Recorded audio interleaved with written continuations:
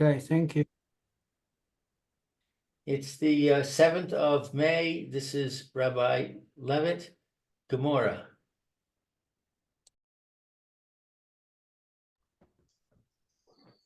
Oh, here comes Lou.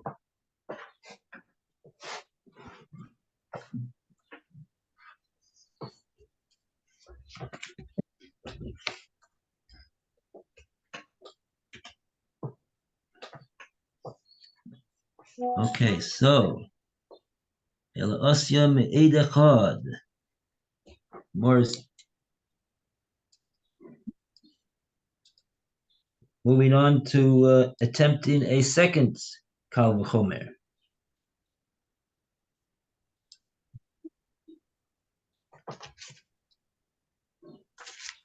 So what page are we on? We're on Gimel Amid Base,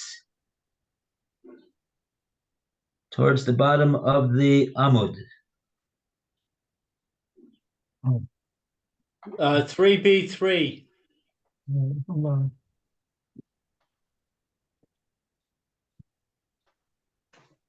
Okay, Is this the Ma'la'ad Echad?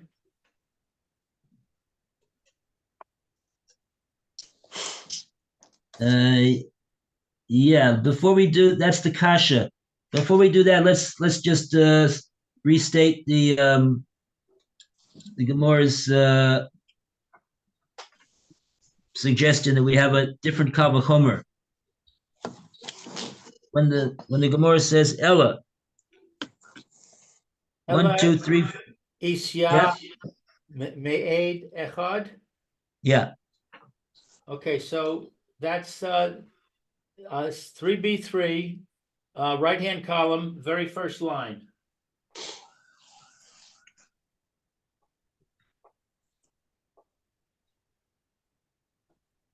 Okay, got it, Alan? There's two sections. There's 5 lines at the bottom, and then at the top it says Ella Orsiyor Mead Echad. And then there's about 10 lines, and then the Gemara challenges, which is the last 5. It's the top.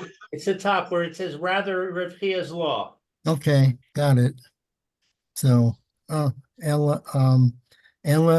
Orsiyor Mead Echad.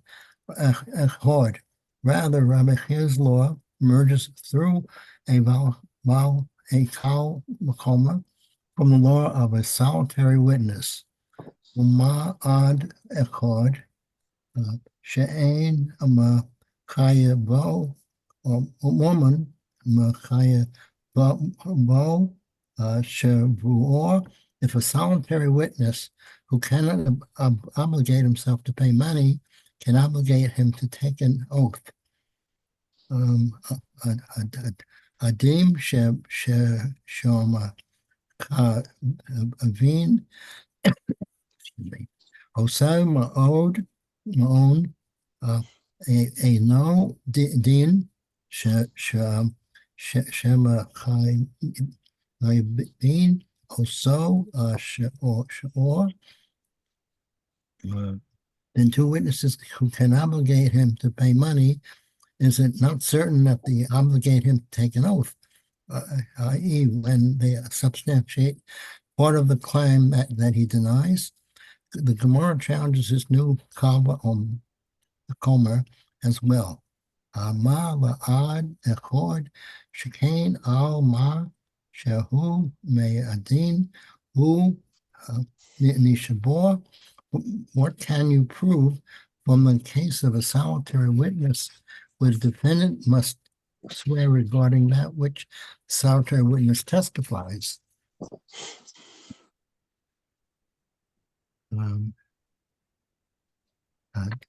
Tomar ba'edin she'al ma shekol far hu nishbor. Can you say the same of 2 witnesses in whose case you seek to prove that the defendant must swear regarding that which he denied? How can the obligation of one form of oath be derived from the obligation of a different form. More concedes his point and must therefore modify his previous answer. Elor Omar Rav Papa, rather Rav Papa says, or see Miguel Gul Shabua, the Ad and Chod. Rabbi Akiva's law is derived through a common choma from the devolved oath generated by the testimony of a solitary witness. The testimony of a solitary witness, which cannot obligate the payment of money, can create the development, the obligation to take an oath denying an unsubstantiated claim, and certainly the testimony of a witness, which can obligate the payment of money, can create an obligation to take an oath denying an unsubstantiated claim. Gemora challenges this derivation as well. Ma Gil Gul Shabua the aid accord Shekain Shabua Gororos Shabua. What can you prove from the devolved oath of solitary witness when one oath draws another oath? Tomorrow Ba'atin the Mormon called Machayave. Can you say the same about two witnesses who initially obligate the payment of money and not an oath? Shall continue in the next section? No, we're gonna go back over what we read over here. Okay. Thank you.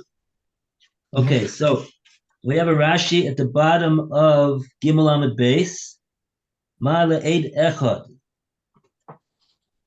This is the first step of the Gemora. The Gemora's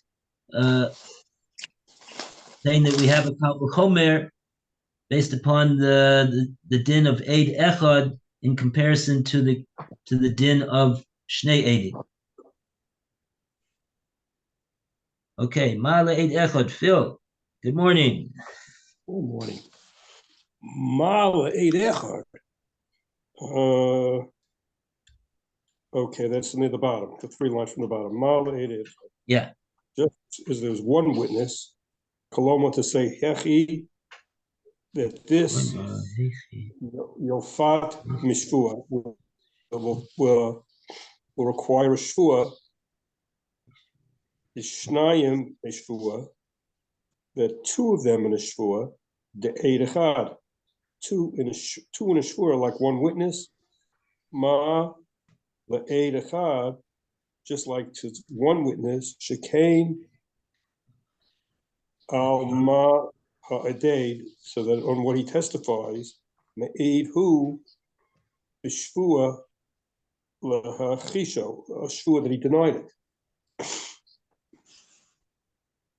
Okay, one second. We have to get back into this. I'm not sure what Rashi's saying over here.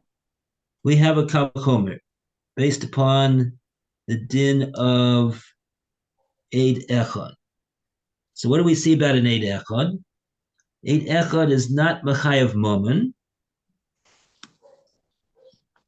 but he is Machayev Shvua.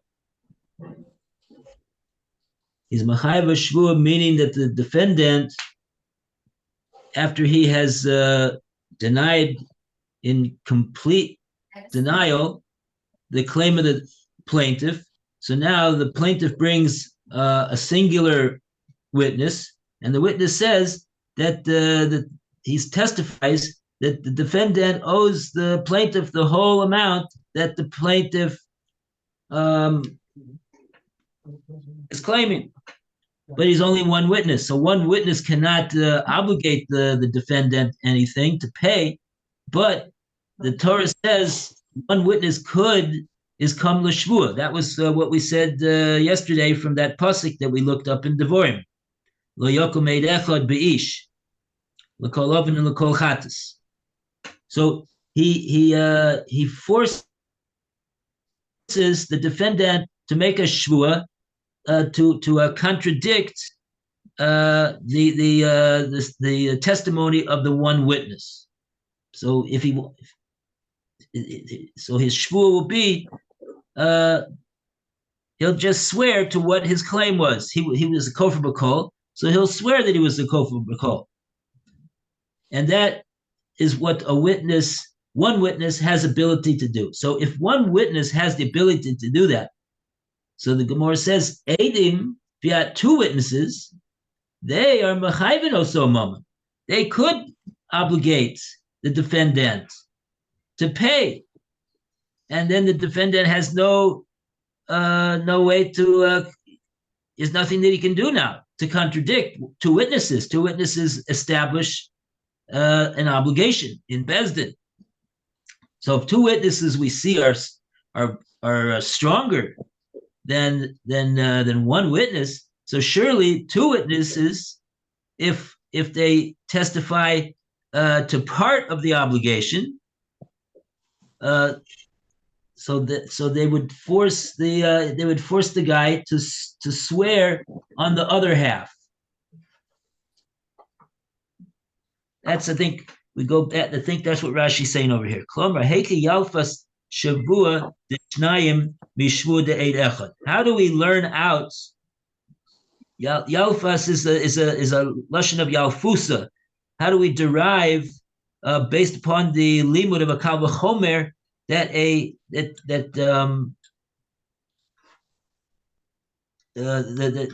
shvua of one witness forces?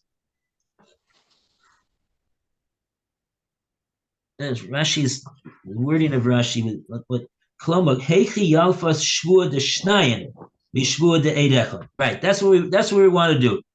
We want to learn out, based upon the Kal V'chomer, an obligation that two witnesses can obligate the guy to make a shvua, based upon the fact that we know that even one witness can obligate the guy to make a shvua.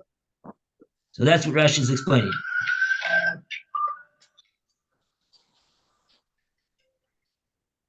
Okay. Turned off the robot.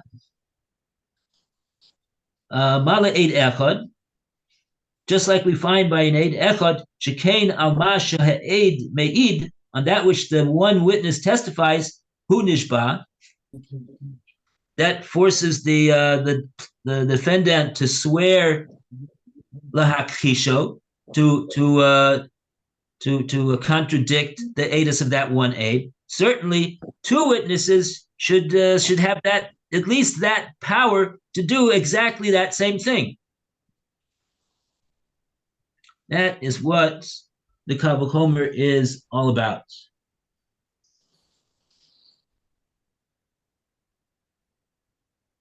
So therefore, that'll be our proof that as a result of this Kal V'chomer, we should have a Kal V'chomer that two witnesses should obligate him in a shvua, in a case of where he was moda in part. That's what we're looking for, to support the din of Rav Chia, that when he is moda mixes,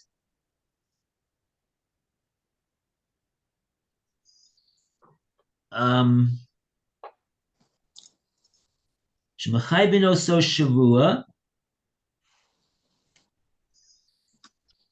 Right.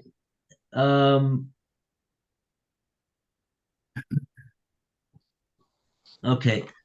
That's the case of Rav Chia. He wasn't he was a kofar b'kol in the case of Rav Chia. Hello, Omer ein lecha biyodi klum, and witnesses come and say he owes half of the amount. That's the case. That's the case we're talking about. Just remembering what the case is that we're trying to prove. If witnesses come and say he owes half the amount, so he's got to pay that amount that they testified to. There are two witnesses, but we're looking for based upon the Kal V'chomer, we have a Kal V'chomer to say that it'll force the defendant to swear on the remaining amounts that they did not testify to. That's the point. Okay. It's a little tricky, but I think that is what we're saying over here. Okay. Okay, so now let's go to the next step. Mala Eid Echad. So now the Gemara is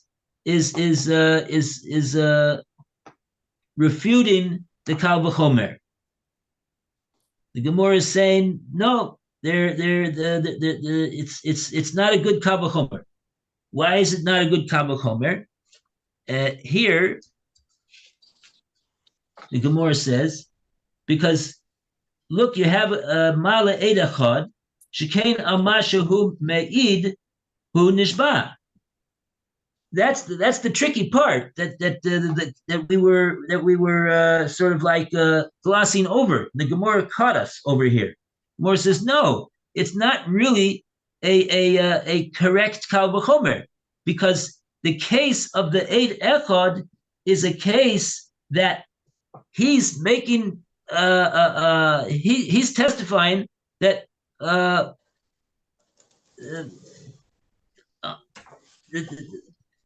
what does it mean? Shekain al mashahu me'id hu nishba. That's what happens with an Eid Echad. Whatever the Eid Echad says, so then the defendant is going to have a shvua obligation on him to swear to deny and contradict exactly what it is that the Eid Echad said. So, for example, if the Eid Echad says, no, really, he owes half the amount that the plaintiff says, so the Eid Echad, so the shvua is going to be that he has to swear that he doesn't owe half of the amount that the plaintiff said. Right? For example, if the plaintiff says he owes me 100, and the guy says, I owe nothing, and the one witness comes along and says he owes him 50.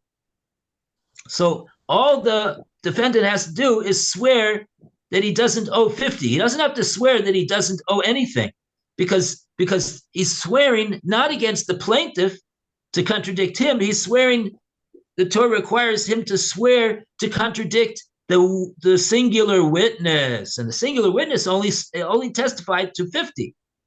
So whatever it is that he testifies to, he's got to swear to exactly that claim.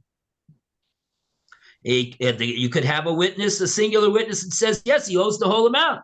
And then the defendant will have to make a shvua on the whole amount. Because that's what the Gemara is pointing out over here. Al masha hu me'id, on that which the singular witness testifies, that is exactly what the defendant has to swear against. Okay, but what is the case that we're trying to prove for Reb Chia? The Gemara says it's not the same. Tomer be'edim, will you say the same thing in regard to two witnesses? She'al masha kafar hu nishba. He's not swearing on what the witnesses said. He's swearing on what he denied. So it's not the same thing. Again, this case that the Gemara is saying over here is really the case that Reb Chia is talking about. The plaintiff said, you owe me 100. The two witnesses come along and they said, we know that at least that he owes him 50, half the amount that the plaintiff is claiming. They're not saying anything about the other half. They don't know about the other half. They're not testifying to the other half. They say, we know for a fact that he owes him a 50. More than that, we don't know. More than that, we can't testify to. But we do know, and we are testifying that he owes him 50. That much we know. So that's half of the claim of the plaintiff. And that's how the whole issue of shvua comes in the case when you got two witnesses. Because look, if the two witnesses are going to come and say that he owes the whole thing that the plaintiff said, so then we got no shvua over here, right? Because That's how it works. Two witnesses, whatever they say, the defendant cannot swear against what two witnesses say. So the case of two witnesses is a case where like the Gemora says over here. Can you compare it? Case of two witnesses, Toma be'edim, she'ama she'kofar hu nishba. The only thing that the defendant has to swear is what he himself denied that the witnesses didn't testify to.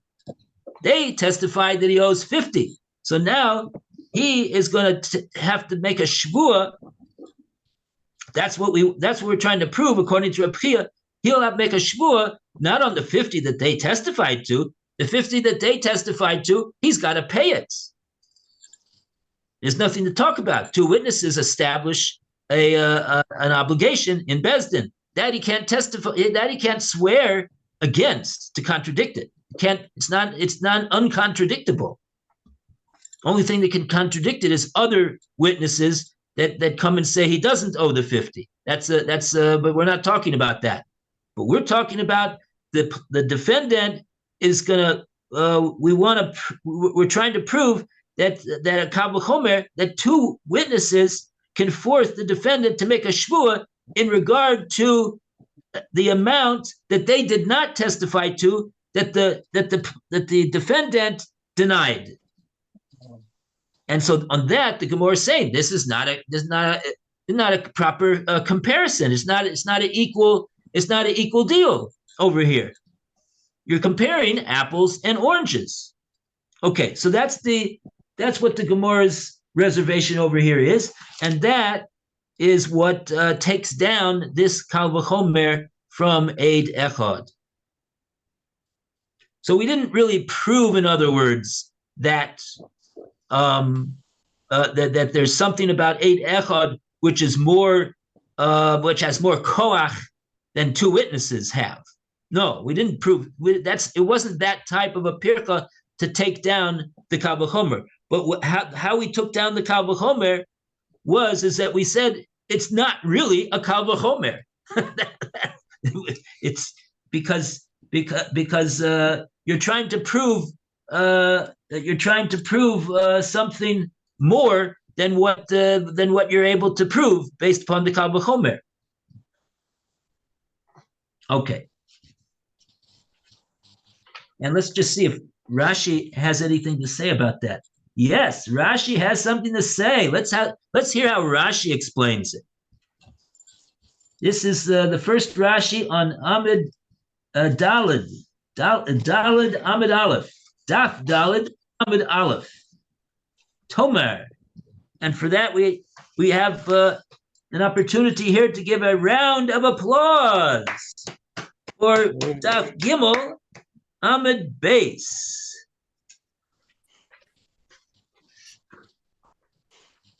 And now we call upon Lou to read Rashi Divra Maskel Tomer on the top of Dalid Amid Aleph.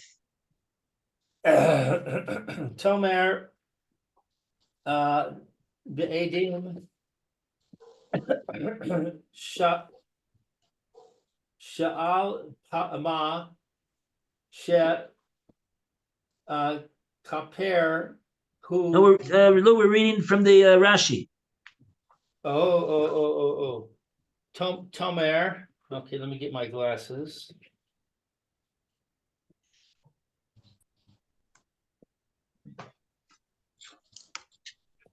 Tomer b'shvua de'edim she'eno nishba al ma she'ha'edo ela al ma shelo ha'edo ba'al chafir so hu nishba v'lo ha'eda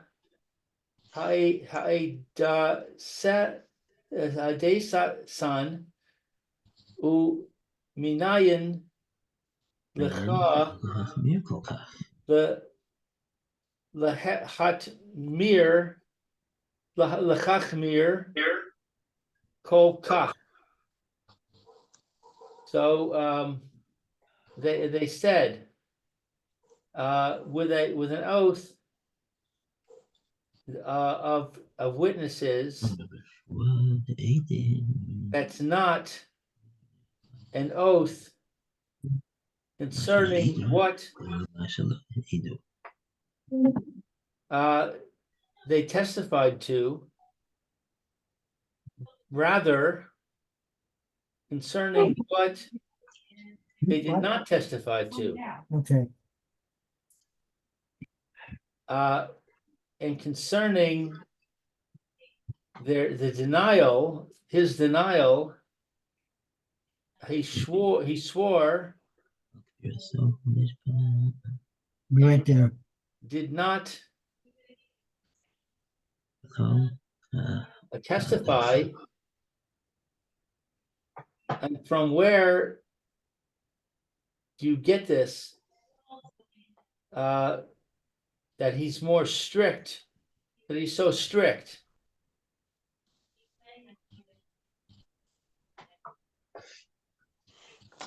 Okay, so this is the way Rashi puts it over here. And the key is in the last 4 words that Rashi to Rashi's comment over here. Uminayin lecha lahachmir kokach.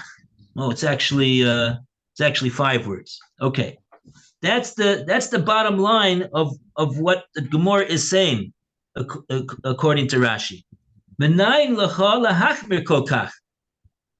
The Gemora is saying, you want to make this kal v'chomer, and you want to make that these 2 witnesses are going to force the guy to swear on something that they didn't testify to. That, says Rashi, is going too far. Menayin lecha, where do you get off lahachmir kokach to be so stringent in requiring the defendant to swear to something that the witnesses did not testify to? Why should he have to testify? Why should he have to make a shvua to make a oath on something that they didn't testify about?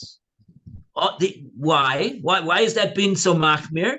Why is that being so stringent? Because all you see from the case of the Eid Echad, all you see from that case is that exactly that testimony that one aide testified to, that is what the Torah says that the defendant has to swear to, that what he testified to that he knows is true, and that he's got to make a shvua to contradict it. Okay, because but that's not the scenario of the kal v'chomer that you want over here. You want to say the din of Rav Chia that you're going to force the guy to swear to something that there's no edus on. These 2 witnesses did not testify to the other 50. They only testified to the first 50. So where do you get off saying that he should make a shvua on the second 50? There's no testimony on that. You've gone too far, says the Gemora. You don't have a kal v'chomer for that. That's a principle of a kal v'chomer. You see over here that it's true. The Gemara is not denying that 2 witnesses are chamor, and one witness is kal. That's a kal v'chomer. Very good.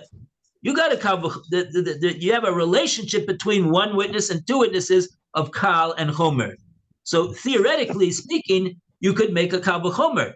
But says the Gemara, the kal v'chomer that you are making is not a good kal v'chomer, because the whole principle of a kal v'chomer is this: that we'll give an example. If this little guy can lift 100 pounds, so then this big strong guy, for sure he can lift 100 pounds.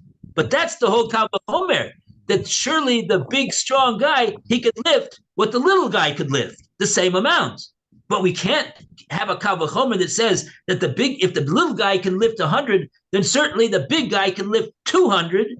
That's not a kal v'chomer. And that's what the Gemora is trying to do over here. That's the Gemora is saying. Your kal v'chomer is an example of saying that you want the big guy you got a kal v'chomer that he can lift 200. You don't have a kal v'chomer from that. Okay. And now we go to Rav Papa. Ela Amar Rav Papa. So what did Rav Papa say?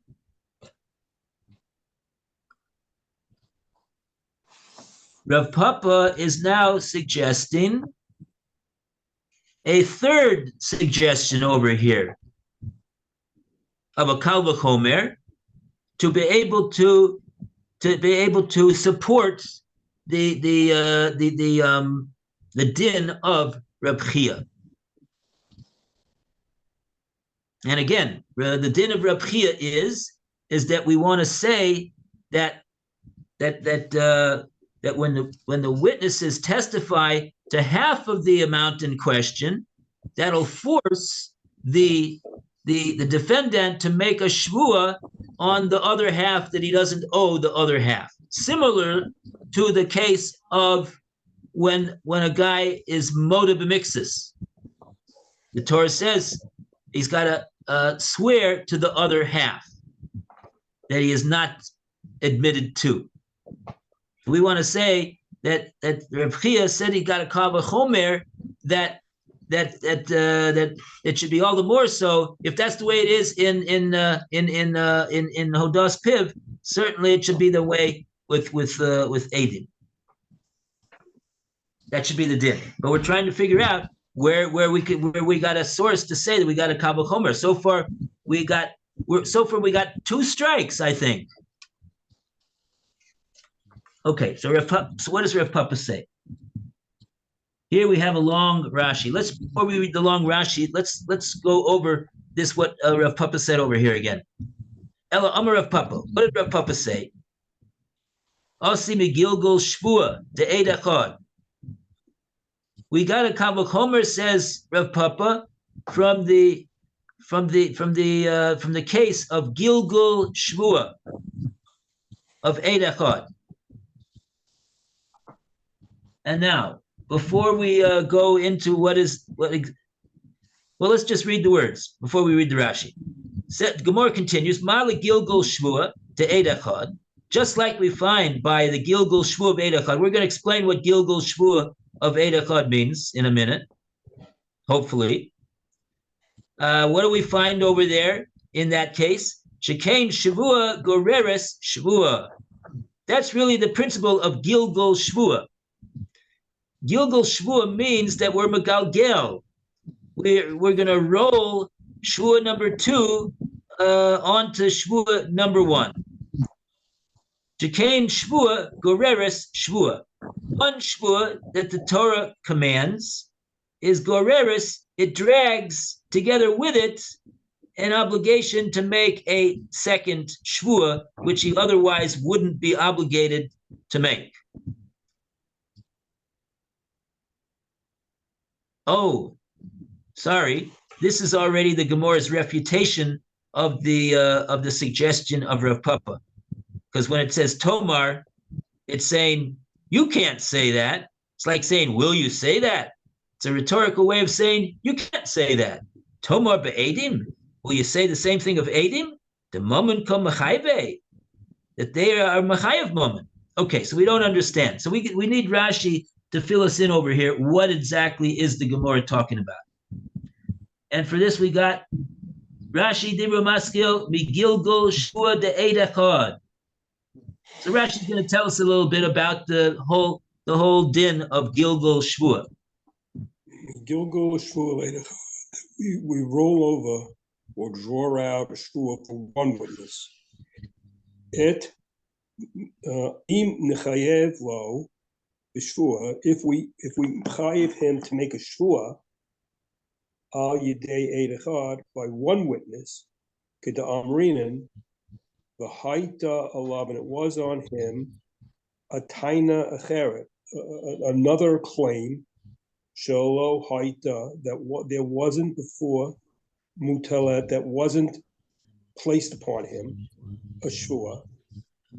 Megal Galim Ota, we brought him into Im Shvua.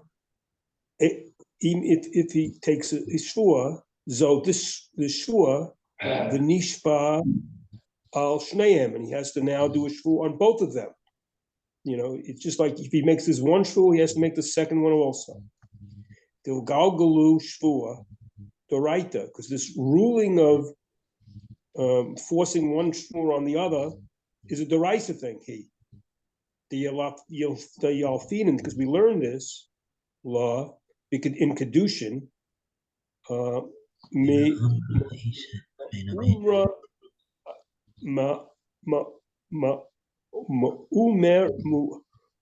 Mumra Ha'isha, Amen.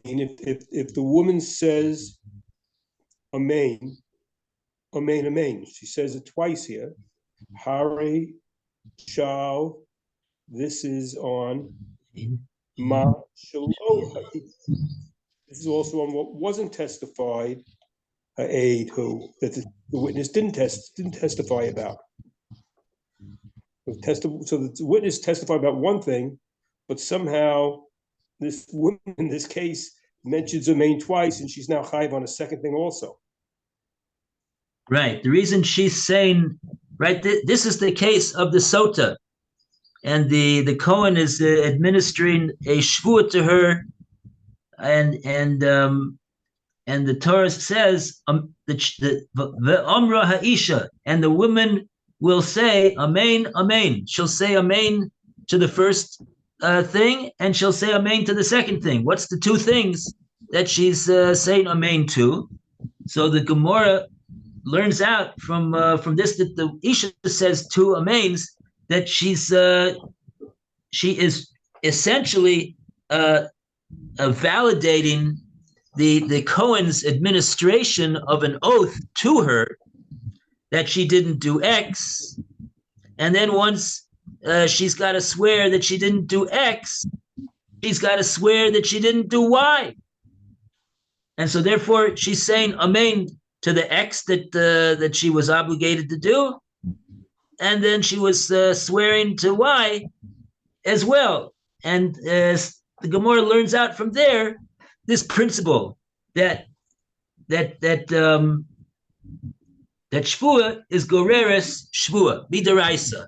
It's based upon the parsha of Sota, so it's a deraisa din, and so therefore we say, for example, in this case that Rashi says that if this guy is required to make a shvua there's, in other words, there's two claims against this guy. If claim number one, he's required to make a shvua on, according to the Torah, I believe, you need to have that it's a Torah obligation to make a shvua on claim number one. So then we'll require him also to make a shvua against claim number two, even though according to the din, if he would only have had a claim number two against him, he would not have had to make a plaintiff in that case. But since in any case he's required to make a shvua to contradict the claim in the first case, so therefore we're megalgel onto him the second shvua regarding the second claim. Okay, so that's what Rashi said over here in that Rashi. And what? And so how does this exactly help us at all, though? That's the question. How all Rashi did over here was he told us a little bit about what it is, a Gilgal Shvua of 8 Echad.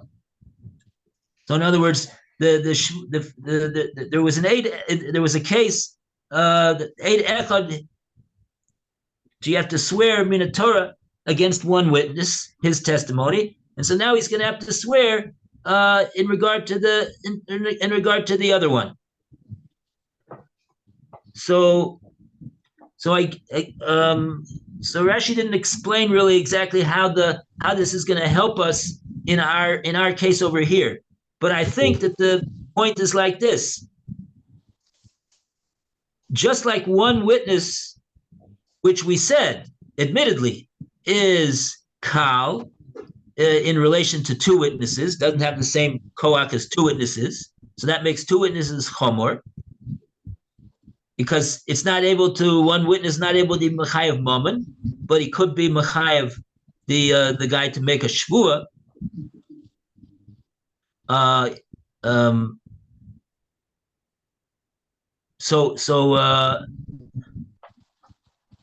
Yochel lechayev es abal din leishava gam al mashalo heid.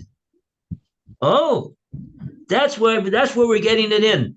The Gilgal Shvua, says Rav Papa, is allowing us to force the defendant to make a shvua on something that the witness did not testify to, and this could be seen even in the case of Eid Echad through the principle of Gilgal Shvua. Let's say one witness says he says because there's two. Let's say the plaintiff has two claims.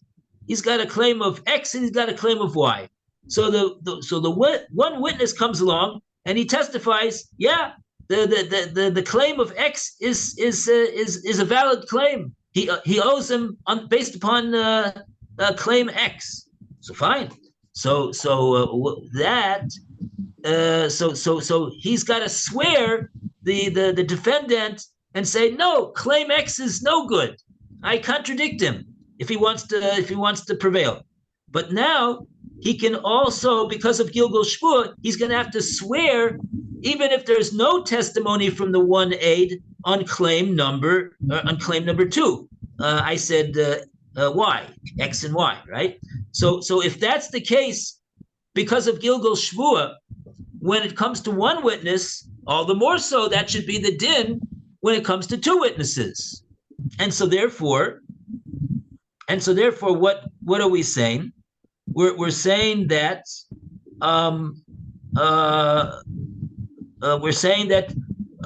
so now two witnesses which say he's owed based upon claim number claim X.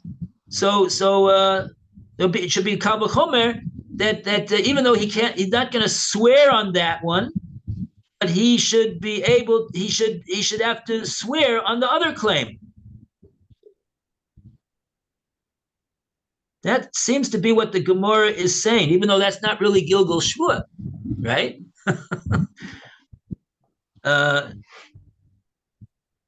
Okay. So the Gemora answers, what kind of a deal is that? That's no good. Mala Gilgal Shvua de Eid Echad shekain Shvua Gorer Shvua. Right? You got the koach of Gilgal Shvua in favor of for you to be mechayev the guy to make a second shvua, because that's what the Torah says. If he's got to make a first shvua, you could be megalgalim to make a second. That's how it works. And with the setup of one aid, that's what was. But Tomar, the Eidim, will you say the same thing about Eidim? The moment called mechayev. What the Gemara means to say is that there's not two shvuas over there. With the two witnesses, it's not a case of Gilgal Shvua. The first claim that the two witnesses testified that the defendant owes, there's no Shvua on that. He can't swear against two witnesses. He's just got to pay it. Mammon kol b'chayve. And so therefore, all there is one case is the second din that they didn't testify to, and the same thing is there's no Gilgal Shvua over there. There's no kal v'chomer for a Gilgal Shvua. Let's see how Rashi explains it.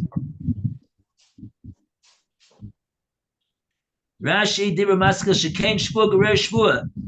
Lou, you want to read? You're the whose turn is it to read the Rashi? Yeah, Phil read the last Rashi, so Lou reads this Rashi.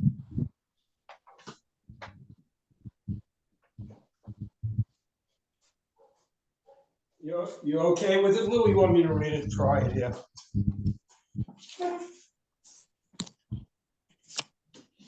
Lou, you want me to read it? Okay, I'm not sure where Lou is on this. Okay, yeah, read, Phil. Shekain Shvua Gerera Shvua. That it is yet case that one Shvua does cause drags along another one. Odd. It could be either odd. Aid lo chayev a Shvua. An aid does not make anybody chayev a Shvua. Ella Alma Shahid, only on what he testified. Shvua Gereret Shvua, the Shvua causes another Shvua. Ha'omar Eider that said about witnesses, these witnesses.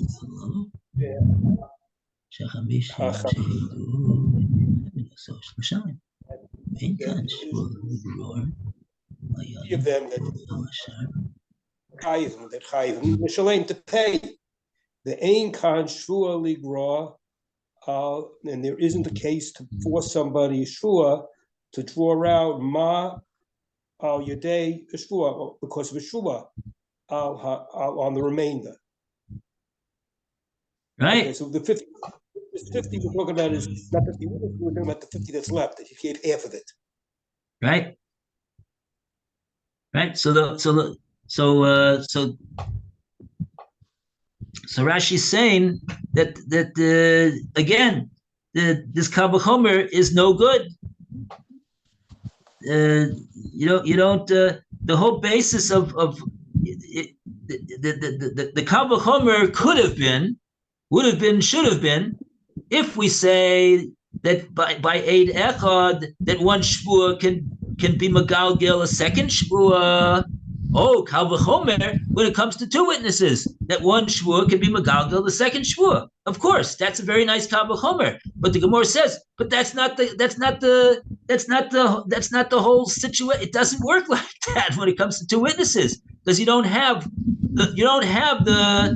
the first shvua that the guy is chayav to make against the two witnesses, which is megalgel the second shvua, which he's not chayav to make, which the witnesses did not testify to.